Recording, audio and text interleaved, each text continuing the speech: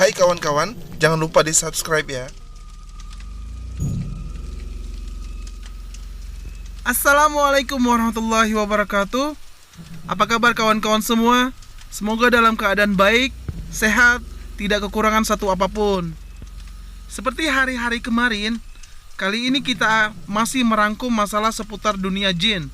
Apa yang akan kita rangkum kawan-kawan?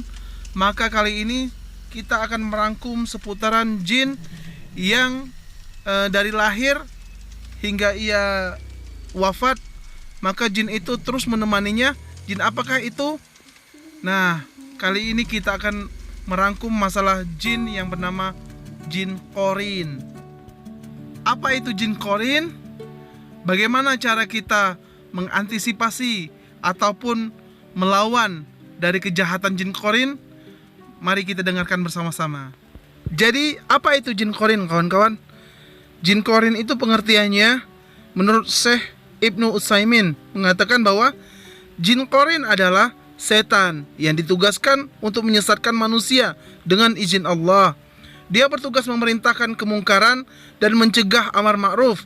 Allah Subhanahu wa taala berfirman dalam Al-Qur'an Al-Baqarah ayat 265 yang artinya syaitan menjanjikan atau menakut-nakuti kamu dengan kemiskinan dan menyuruh kamu berbuat kejahatan atau kikir, sedangkan Allah menjadikan untukmu ampunan daripadanya dan karunia, dan Allah maha luas karunianya lagi maha mengetahui. Dalam riwayat disebutkan bahwa Rasulullah SAW juga didampingi jin semasa hidupnya. Namun Allah memberikan karunia sehingga ia mampu menaklukkannya. Jin tersebut pun tidak menyesatkannya dan hanya memerintahkan Rasulullah pada perbuatan yang baik-baik saja. Berbeda dengan Rasulullah, manusia biasa tidak mampu menaklukkan jin. Namun kekuatan jin tersebut bisa dilemahkan dengan kekuatan iman yang ada dalam diri kita. Jadi kawan-kawan, di sini dijelaskan bahwa setiap manusia memiliki jin pendamping yang disebut jin qorin. Jadi jin qorin itu adalah jin yang mendampingi kita selama hidup, dari lahir hingga kita wafat. Hal ini didasarkan hadis berikut dari Ibnu Mas'ud radhiyallahu anhu, dari Nabi SAW bersabda, setiap orang di antara kalian telah diutus untuknya seorang qorin atau pendamping dari golongan jin. Para sahabat bertanya, termasuk Anda wahai Rasulullah? Beliau menjawab, termasuk saya. Hanya saja Allah membantuku untuk menundukannya sehingga dia masuk Islam. Karena itu dia tidak memerintahkanku kepadaku kecuali yang baik. Hadis riwayat Muslim. Terkait hadis di atas, Imam Nawawi dalam syarah Sahih Muslim mengatakan, dalam hadis ini terdapat peringatan keras terhadap godaan jin qorin dan bisikannya. Nabi SAW memberitahu bahwa dia bersama kita agar kita selalu waspada sebisa mungkin. Dalam syarah Sahih Muslim 17 dan 58. Nah, demikianlah kawan-kawan, bahwa jin qorin itu adalah jin yang senantiasa menemani kita dari lahir. Adapun tugas jin qorin, ini tugas jin qorin nih kawan-kawan. Adapun tugas jin qorin adalah menyesatkan, mengganggu dan membisikkan was-was, bisikan syaitan. Hal ini dijelaskan oleh Syekh Muhammad bin Shalih Al-Munajjid sebagaimana berikut.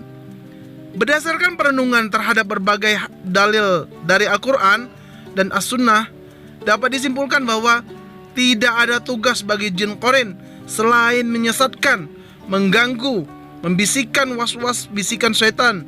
Godaan jin qorin ini akan semakin melemah sebanding dengan kekuatan iman seseorang. Nah, jadi kawan-kawan, jin qorin ini tidak diciptakan untuk manusia biasa seperti kita ini, kecuali dia adalah ditugaskan untuk hal-hal yang jahat, hal-hal yang menyesatkan, hal-hal yang mengganggu dan membisikkan was-was bisikan setan kepada diri kita. Seperti yang kita bicarakan tadi, bahwa yang harus dipahami adalah jin qorin ini hanya mendampingi manusia selama manusia itu hidup. Syekh Ibnu Utsaimin menjelaskan sebagaimana berikut. Apakah qorin ini akan terus menyertai manusia sampai menemaninya di kuburan? Jawabnya adalah tidak. Dalam zahir hadis, Allahu a'lam, menunjukkan bahwa dengan berakhirnya usia manusia, maka jin ini akan meninggalkannya karena tugas yang dia emban telah berakhir. Ketika manusia mati, maka akan terputus semua amalnya kecuali 3 hal. Yang pertama, sedekah jariah. Yang kedua, ilmu yang bermanfaat. Dan yang ketiga adalah anak soleh yang mendoakannya. Hadis riwayat Muslim dalam kitab Majmu' Fatawa.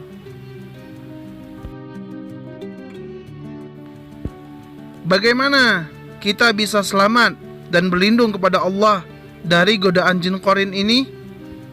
Cara berlindung dari jin qarin dengan rahmat Allah SWT, seorang muslim dapat selamat dari gangguan jin qarin.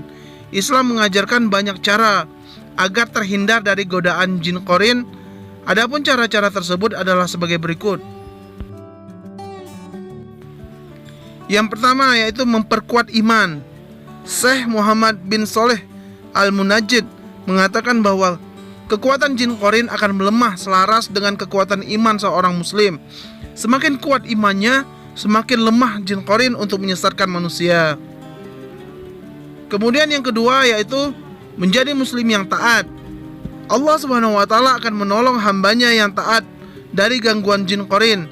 Dijelaskan dalam kitab Majmu' Fatwa yaitu sebagai berikut. Allah Subhanahu wa taala memberikan karunia kepada hambanya berupa hati yang baik, jujur, selalu tunduk pada Allah, lebih menginginkan akhirat dan tidak mementingkan dunia. Maka Allah akan menolongnya agar tidak terpengaruh gangguan jin ini, sehingga dia tidak mampu menyesatkannya, dalam kitab Majmu' Fatwa. Yang ketiga yaitu memperbanyak zikir. Basahi lisan atau lidah dengan memperbanyak zikir kepada Allah Subhanahu wa taala. Mohonlah perlindungan Allah dari gangguan jin qarin yang menyesatkan. Allah Subhanahu wa taala berfirman dalam Al-Qur'an surat Al-A'raf ayat 200, yang artinya, dan jika kamu ditimpa suatu godaan syaitan, maka berlindunglah kepada Allah.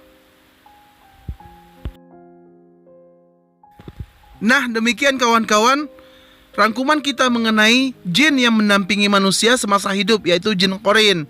Semoga apa yang kita dengarkan bermanfaat bagi diri kita. Mohon berkenan dengan ikhlas supaya di-subscribe, like, share, dan komen video ini apabila video ini bermanfaat. Akhir kata, wabillahi taufik wal hidayah. Subhanallah wa bihamdihi, subhanakallahumma wa bihamdika, asyhadu an la ilaha illa anta, astaghfiruka wa atubu ilaik. Assalamualaikum warahmatullahi wabarakatuh.